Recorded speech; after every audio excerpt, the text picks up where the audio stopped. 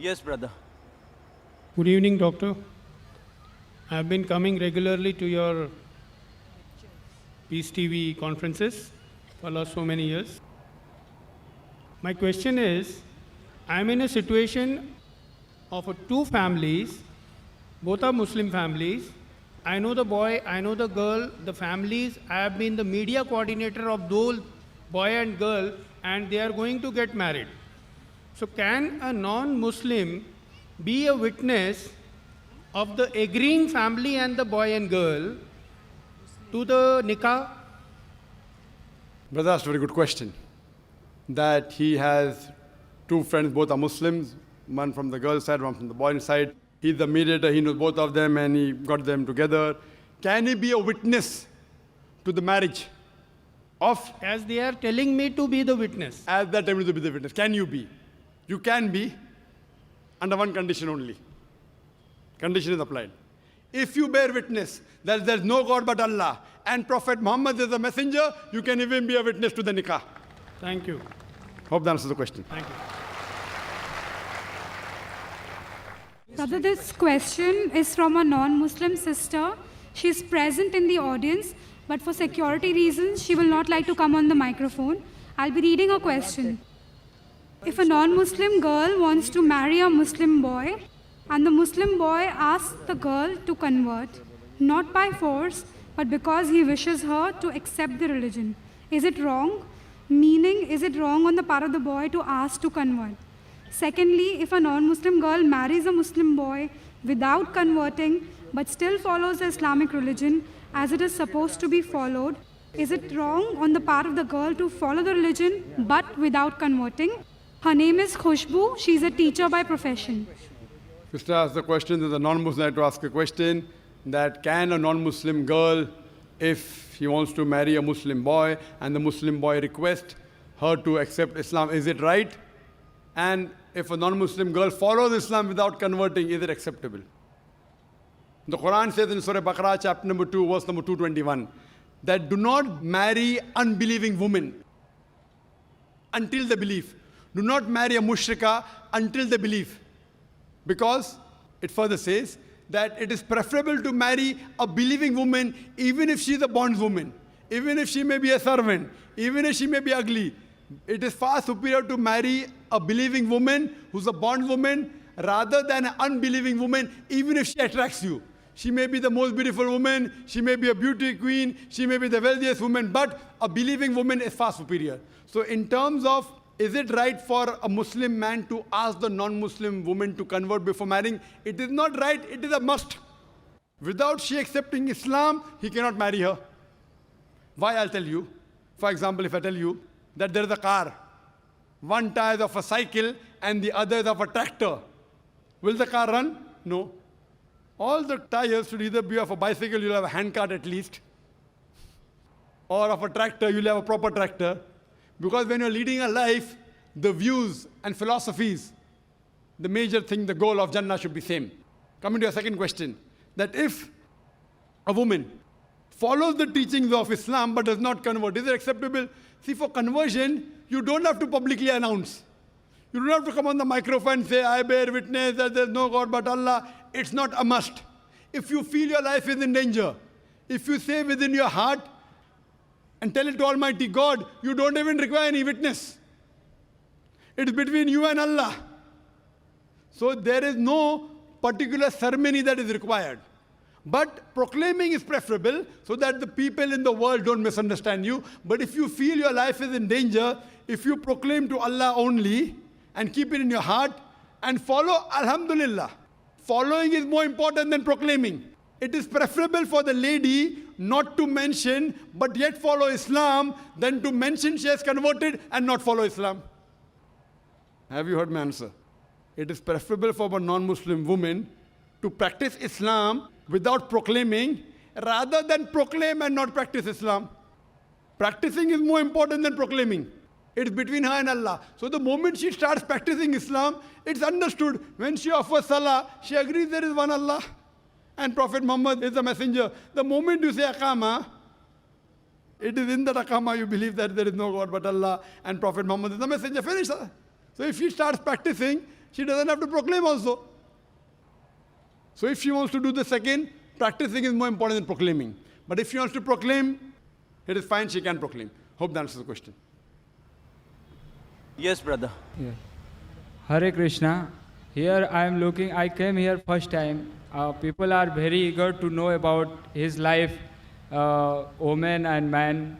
But this discussion, you think this discussion will really solve our real problem of life, birth, age, old and disease and death that we are suffering from birth, old age, death and disease. That will this problem will solve in our life to married with some nice woman or wealthy woman or Brother, good relationship with a woman. Brother, the question we have come here to discuss about men and women's rights, marriage, will it solve a problem of diseases? Some problem it will solve.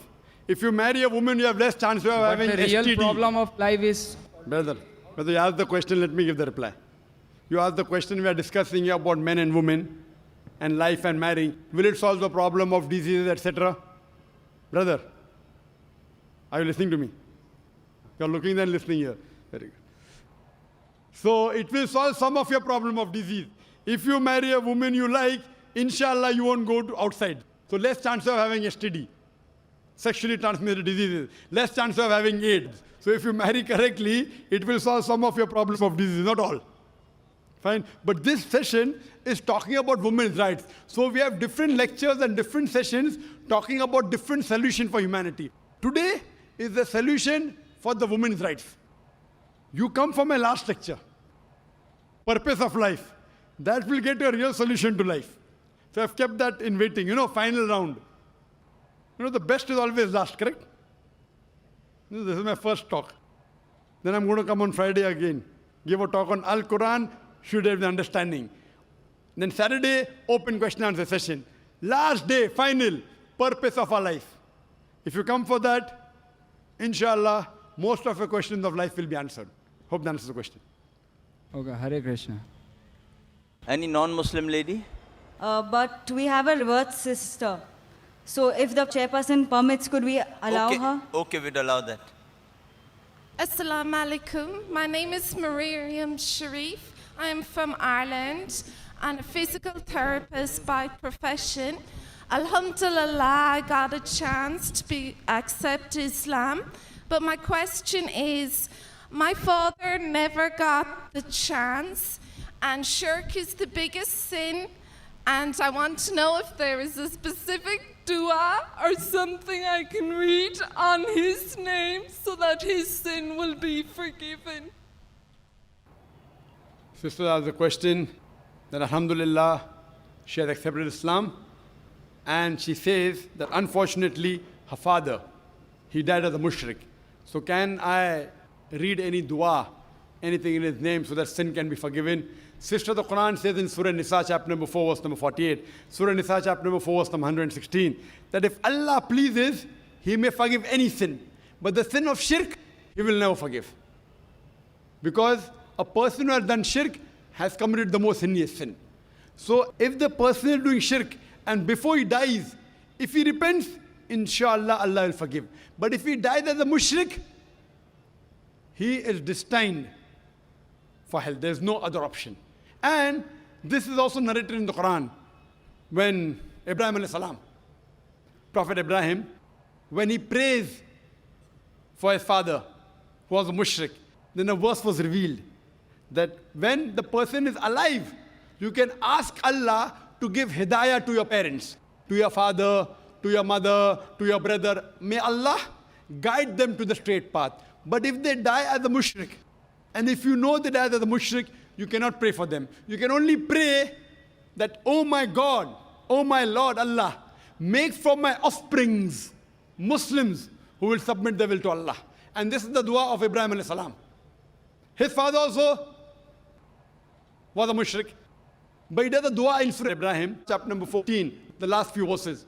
He prays that make my offsprings those who would submit their will to Allah, who will be Muslims. And we find that both his children, Ishmael alayhi salam and Ishaq alayhi salam, both of them became messengers of Allah subhanahu wa ta'ala. So what I request to you, sister, you make a dua to Allah subhanahu wa ta'ala that may your offsprings be the ones who will submit their will to Allah and be on the straight path. Hope that answers the question. Jazakallah. Yes, brother. Assalamu alaikum wa rahmatullahi wa barakatuh. My name is Talha Nusrat and I'm a student. Before starting, sir, first of all, I would like to thank you because... Are there any other non-Muslims? Are there any other non-Muslim like to ask a question? They're most welcome to come on the microphone. Any non-Muslim like to ask a question, whether from the gents or from the sisters? This is the opportunity. Any questions on the topic women's rights in Islam? Or any questions on Islam and comparative religion? This is the opportunity. Any non-Muslim like to ask a question? They're most welcome. If not, we allow the Muslims. But in between, if they feel they can come on the microphone and they can jump the queue. That's the prerogative. Yes, brother. Yeah. First of all, sir, I would like to thank you because I have become a better human being, and not only a better human being, but a better Muslim because of you. And undoubtedly, it is Allah who provides the heat, but for me, you were the source of that heat. And my question is that I have read in glorious Quran that in previous time, during the time of Prophet Muhammad sallallahu alaihi wasallam, men were allowed to keep female slaves, and they were allowed to have that intimate relationships with them without the nikah. And the offsprings were also considered to be legitimate.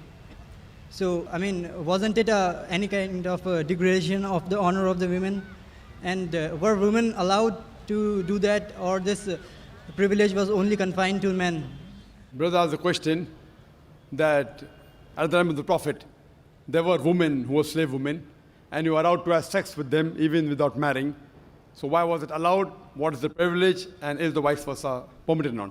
There are many verses in the Quran which say that you can have sex with whom those are your wife and what your right hand possesses. Right hand possesses means they were the slaves, and at the time of the Prophet, the wars used to take place. And when wars used to take place, there were captives. When they were captives from both the sides, the men and the women, they became slaves. Though if you analyze, there are verses in the Quran, which also says in Surah Nisa, chapter number 4, verse number 25, if you do not have the means to get married, then marry a slave woman and give her freedom in mahr. That if you don't have the means to get married. So marry a slave woman and give her freedom as mahr. So here it's encouraging that... Although the slavery has been abolished... Brother, you asked a question. Your question is over. It is correlated actually. You cannot correlate. You have to go behind the queue to correlate. You asked the question, we heard your question, it was long. If we start correlating always, non-Muslims are allowed. Muslims, you can go behind the queue, no problem. If we start correlating, we'll be able to handle very few questions. For non-Muslims, I'm a bit more lenient. So now the thing is that, so it's preferable to marry. Vice versa, it's not possible. It is only for the female women slaves that the man can have sex. The Quran doesn't say the vice versa. And this again, if you analyze, that if you see, at that time promiscuity was very common. Promiscuity and having sex outside the bond very common. So Islam has brought it in stages. Like as alcohol was very common, the first verse of the Quran of Surah Baqarah chapter 2 verse number 219 says that in alcohol there is profit and loss. Loss is more than profit. The next verse was revealed in Surah Nisa chapter 4 verse 43 that do not pray with your mind befogged. Means when you're praying, don't have intoxicants. Finally the ban came in Surah Ma'idah chapter 5 verse number 90 that alcohol is banned. So here, first Almighty God, Allah subhanahu wa ta'ala prohibits any other sex. Only two people allowed. Your wives and that which your right hand possesses. Now in this age, we don't have, any wars. It may take place. People say that the Quran talks about slavery. Is it justified? I said, yes, why not? You know why? Because today we know that internationally slavery has been banned. But do you know what's happening in Guantanamo Bay? Do you know the laws of UN resolution? How they treat the prisoners of war? If you compare that with the Islamic law is far superior to what's happening in Guantanamo Bay. And after a few days, we have a speaker coming by the name of James E. He's a Chinese. and he was put in Guantanamo Bay. He will give you a story, so do attend that talk. So if you see what is done in Guantanamo Bay, and the way the prisoners of war are ill-treated, they're imprisoned. In the Islamic law, the slave is free to move around. Imagine, prisoner of war, but free to move around. Great. Major thing, you're giving them a place to walk. They can go to the market, they cannot run away. But if they run, what are you going to do? You'll have to catch up with them. But imagine a prisoner of war is not chained. In the normal prisoner of war, you have prison camps with electric wires, they can't go out. All sorts of nonsense goes there, All sorts of sexual abuse goes there. Do you know that? What nonsense goes? So the Islamic law, even if I agree, how they treat the slave is far superior than the UN Charter. Far superior than Guantanamo Bay. But in Islam, Islam disagrees with having sex outside the marital bonds. So just as a restriction, it was permitted that time, what your right hand possesses. But preferable is, as it goes further, that give their freedom in mahr and have sex with them, that's preferable. Hope that answers the question. Thank you, sir. Yes, brother. My name is Anand. By profession, I am an interior designer. I want to ask, can a Muslim girl marry a non-Muslim boy? The brother asked the question that can a Muslim girl marry a non-Muslim boy? As I said that a Muslim boy cannot marry a non-Muslim girl until she believes, the same verse I quoted, Surah Baqarah chapter 2, verse number 221 says, do not marry a non-believing woman until she believes. A believing woman who's a bondswoman is far superior to a non-believing woman, even if she allows you. The same verse continues, do not marry a non-believing man, a mushrik man, until he believes. A believing man, even if he's a slave man, a bondsman, is far superior to a mushrik man, an unbelieving man, even if he allows you. He may be the most handsome man in the world, he may be the wealthiest man in the world, but a believing man is far superior than an unbelieving man. So even the vice versa is the same, that a Muslim woman cannot marry a non-Muslim man until he believes. Once he accepts Islam, then very well, she can marry him. The same example of a car, that all the four tires should be same, one of a bicycle and the other of a truck, it will not work. Because the life partners, if you really love your wife, you'd want her to go to Jannah. If the Muslim woman loves the husband, she would want the husband to go to Jannah. This life is temporary. So imagine you marry someone and you know that spouse is going to go to hell. So what's the use?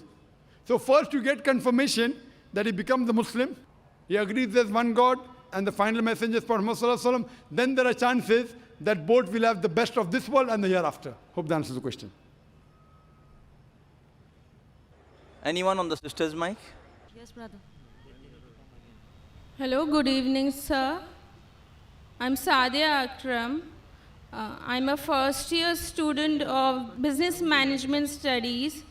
My question is that you said that Muslim girls are prohibited the professions of acting, modeling, and dancing. Does the same apply for men, Muslim men? The sister asked the question that I said that profession which exhibit the body, like dancing, like modeling, film acting, is it prohibited for men also? In these cases of film acting, modeling, if it goes against the Quran and Sharia, it is prohibited. For example, a Muslim man, models for some suit. As long as there's nothing haram in that ad, it's permitted. If something haram, if he models for black dog, whiskey, or champagne or alcohol, it's haram. Similarly, if he's acting, if in acting he's showing that he's a non-Muslim, doing idol worship, it is haram. Many of the Muslim actors, they behave like non-Muslim and they do shirk. Haram. Let him be anyone. Let him be the best actor in the world. His acting will take him to Jahannam. His acting will take him to Jahannam. But he's acting and doing a good role, not running after women, running around trees. If all this nonsense is the hijab is broken, it's haram. Otherwise, simple thing, without any haram activity, not breaking the hijab, following the Quran and Sunnah, making films which are Islamic, which will get a person closer towards Jannah, towards Allah subhanahu wa ta'ala, it's perfectly fine. So as long as what they are doing, acting and modeling, if it comes within the purview of the Islamic Sharia, it's permitted, otherwise it's haram. Hope that answers the question. Thank you, sir. Yes, brother. Assalamu alaikum. My question is, now the age of combined study. So is it permitted to study in field of medical? Because for women, so because most of 99% is we face non-mahram. Brother has a question that is co-education permitted, especially in medical colleges, correct? If a woman wants to become a doctor and there is no single-sex medical college, is it permitted?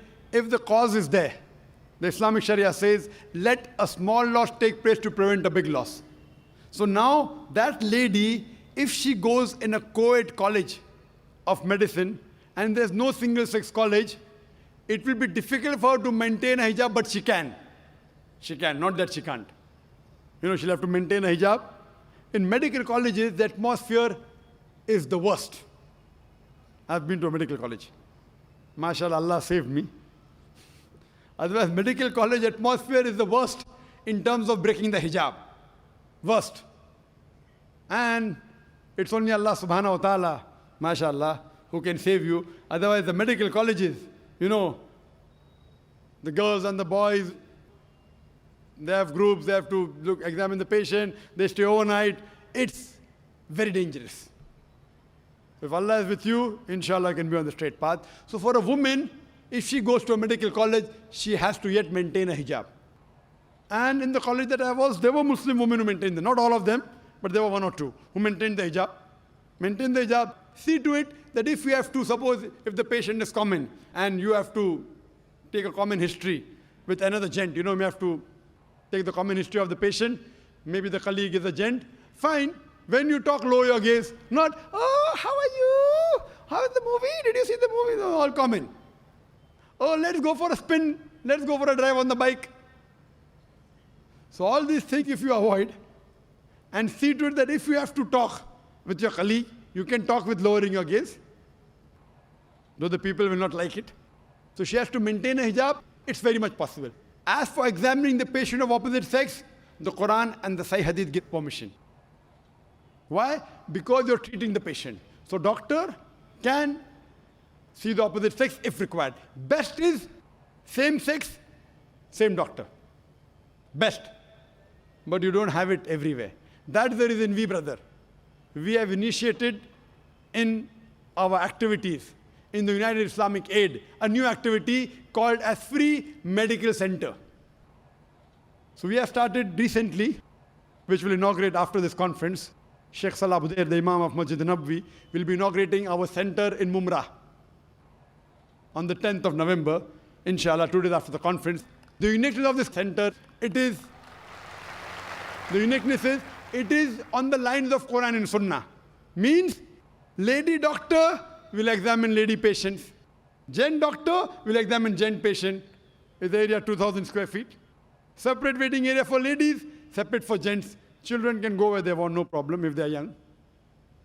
But lady doctor will check ladies and inshallah, we aim to have only MBBS doctors and MD, so that they're more professional. Everything air conditioned, but free. Good quality medicine.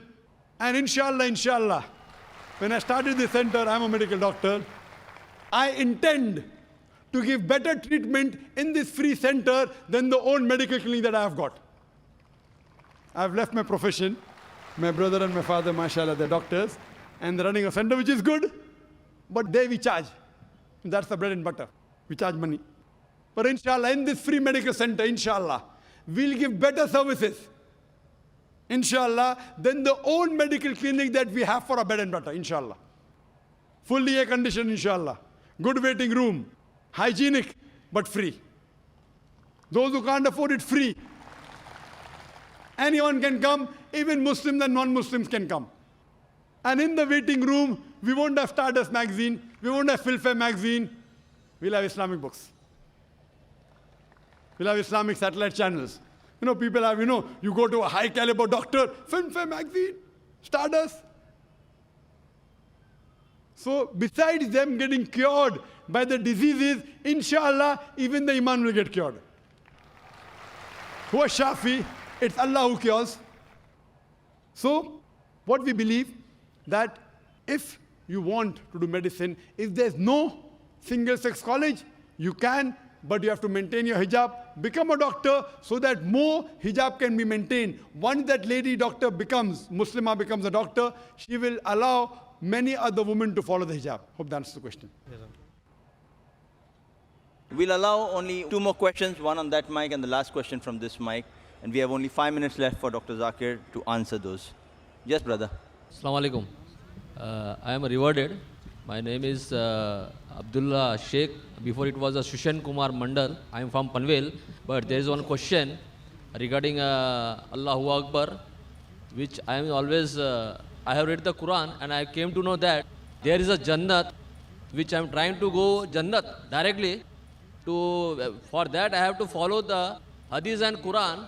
But when I have read the Hadith and Quran, I came to know that I have to follow total Sunnat, which Sunnat has tried to put me down because of my mother. And my mother asked me to remove my beard, my cap, and all Sunnat. She wants me to be like an Indian guy. She says me, you have to pray Allah in your heart, not by Salah. And this always Hindu, always try to put me like this. You do what? What we say? Shall I have to do like this, or I have to leave the house, or I have to stay other? MashaAllah. Brother asked a very good question. Allah gave him hidayah. He became a Muslim. He realized that following Quran and Sunnah will give him to Jannah. When he read the Hadith, he followed the Sunnah. He wore a cap, he covered his hair, he sported a beard. But his mother says, remove the beard, remove the cap. What should I do? The verses are quoted of Surah Luqman chapter number 31, verse number 14, that we have enjoined on the human beings to be kind to the parents. In travail upon travail did the mother bore them, but in pain did she give birth. Immediately next verse says, Surah Luqman chapter 31, verse number 15, but if your parents force you to worship somebody besides Allah, of which you have no knowledge, then do not obey them. Yet live with them with love and compassion. The same message repeated in Surah Ankabut, chapter number 29, verse number 8. We have enjoined on the human beings to be kind to the parents. But if the parents force them to do something, worship someone besides Allah, of whom they have no knowledge, then don't obey them, but yet live with them with love and compassion. What we realize from Quran and say Hadith, that you have to love your parents, you have to respect them, you have to obey them. But if they tell you something against Allah and His Messenger, that's the only time you can disobey them. But yet love them. So if they tell you to remove the beard, you tell, my dear mother, our beloved Prophet said, it's mentioned in Sahih Bukhari, volume number 7, in the book of death, hadith number 780, that do the opposite of what the pagans do, trim your mustaches and grow the beard. I am following my messenger. And that same messenger said, paradise lies beneath your feet. So if I remove the beard, even my paradise beneath your feet will go. Mother, I love you. Mother, I care for you. Mother, I respect you. That same Prophet said that the person that deserves the best love and compassion is your mother. After that, do your mother. After that, do your mother. So if I stop obeying him, I will have to stop respecting you also. Mother, I love you. I respect you. I obey you. As long as you don't go against the person who's taking you to Jannah. That's the Prophet. So depending how you speak, what you do, if you were not obedient to your mother before accepting Islam, maybe she told you, okay, wear a blue color shirt. Mother, I don't like blue color. Moment you became a Muslim, mother, I will wear a blue color. What happened to my son? Before he became a Muslim, he used to disobey me. Now he's obeying me. So whatever your mother told you before you became a Muslim, which you never used to follow, the moment you become a Muslim, start following as long as it doesn't go against Allah and His Rasul. You should find a change. Start loving her more. You have to respect her. Suppose she goes to the temple, doing shirk is haram. But the moment she comes out of the temple, it becomes your duty that you take her back home. Because you love her, because you respect her. Even though she is a non-Muslim, yet your paradise lies beneath the feet of your mother. Your mother may not be in paradise, but Your paradise yet lies beneath the feet of a mother. Love her, respect her, obey her, until she does not go against Prophet and Rasul. See, there should be a change in your life, and she will respect you. She will also accept your religion. She will even accept the sayings of Prophet Muhammad. Hope that answers the question. Wa akhiru da'wana alhamdulillahi rabbil alamin. Sir, but there is one problem is that after she has converted into Islam, she accepted my Allah, but he is taking in the back of Allah, she is saying to me, you don't follow what the Huzur Sallallahu Alaihi Wasallam is giving you, the whole structures of the Islam, she is trying to stop. What shall I do? I should leave the house, or I should stay away from my mother? Because you told me that in the feet of mother there is a Jannat. Time is running short. The time is running short. You have to follow, yet love her with compassion, because tell her that the Quran says Atiullah wa Atiur Rasul in Surah Nisa chapter number 4, verse number 59. So Quran says follow the messenger, therefore I am following the messenger.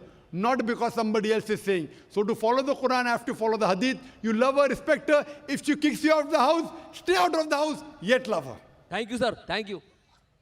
Jazakallah khair, brother. We thank all our audience who has so patiently and consistently been coming here and stayed so long. Inshallah, we hope to see you tomorrow morning for our other programs in the forthcoming days. Assalamu alaikum wa rahmatullahi wa barakatuh.